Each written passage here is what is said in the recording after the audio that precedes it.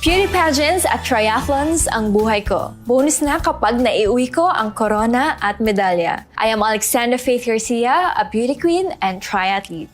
Adding MX3 capsule into my training regimen helps me a lot, together with proper diet and exercise. Having MX3 capsule is a winner for me. Dito ako bilib.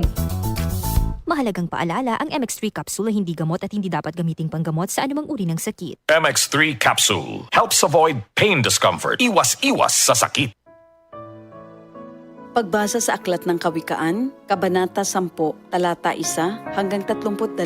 Ang mga kawikaan ni Solomon. Ang matalinong anak ay ligaya ng magulang, ngunit tinik sa dibdib ang anak na mangmang. Ang yamang buhat sa masama ay di papakinabangan, ngunit ang katuwiran ay maglalayo sa kamatayan. Ang matuwid ay binibigyan ni Yahweh ng kasiyahan, ngunit ang masamay kanyang ginugutom naman. Ang kamay na tamad ay tiyak na magdarahop, ngunit magbubunto ng yaman. Ang kamay na masinop. Ang nag-iimba kong tagaraw ay nagpapakilala ng katalinuhan, ngunit ang natutulog kong anihan ay nag-iipon ng kahihiyan. Ang matuwid ay mag-aani ng pagpapalat kabutihan, ngunit ang bibig ng masama ay nagtatakip ng karahasan. Ang alaala ng matuwid mananatili kailanman, ngunit pangalan ng masamay tiyak na mapaparam. Magandang payo ay tinatanggap ng pusong may pangunawa, ngunit kapahamakan ang wakas ng mangmang na masalita. Ang namumuhay ng tapat ay pinaghaharian ng kapayapaan, ngunit ang may likong landas ay malalantad balang araw. Ang malilikot na mata ay lagi sa kaguluhan, at ang bibig na maluwang hahantong sa kapahamakan. Ang bibig ng matuwid ay bukal ng buhay, ngunit labi ng masama ay nagtatakip ng karahasan. Sa hari-saring kaguluhan ang bunga ng kapuotan, ngunit ang pag-ibig ay pumapawi sa lahat ng kasalanan. Sa labi ng may unawa matatagpuan ang karunungan, ngunit sa likod ng isang mangmang, pamalo ang kailangan. Ang taong matalino'y nag-iimpok ng karunungan,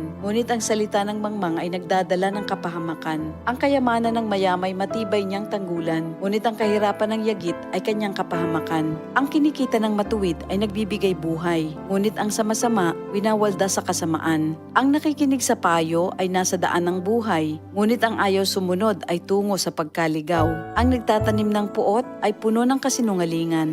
Ang naninira sa kanyang kapwa ay isang taong mangmang. Ang taong masalita ay malapit sa pagkakasala, ngunit nagpipigil ng dila ay dunong ang pakilala. Ang dila ng matuwid ay tulad ng pilak na mahalaga, ngunit ang puso ng mangmang ay basura ang kagaya. Ang labi ng matuwid sa marami ay pakinabang, ngunit ang mangmang ay namamatay ng walang karunungan. Ang pagpapala ni Yahweh ay kayamanan na walang kasamang kabalisahan.